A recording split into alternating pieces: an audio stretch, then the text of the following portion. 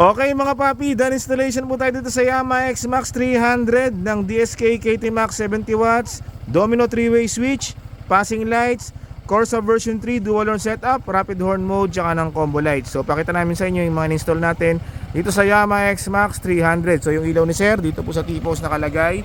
So dala niya po yan, pati yung stainless T-post bracket. So ang ilaw niyan, low beam, puti, high beam, dilaw sa kalsada. Ganito po ang tsura niyan. Low, yan, high, yan, napakaliwanag. So ito yung switch, Domino 3-way switch sa side mirror. Tapos kinonect natin siya sa stock passing switch ng X-Max. So meron tayong passing light pag naka-off siya. Okay, pag naka-low beam, passing, high beam, passing. So sumasabay yun sa headlight, no?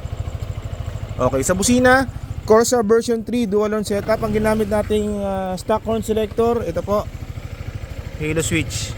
So yan, pag naka-off yan, pag bumusina, stock horn. Pag nilong press, rapid.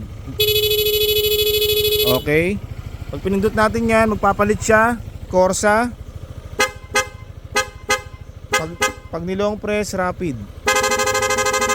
So ito yung combo lights natin. Sa Corsa lang po siya gagana. So pag naka-off, combo rapid, low beam, combo rapid, high beam, combo rapid.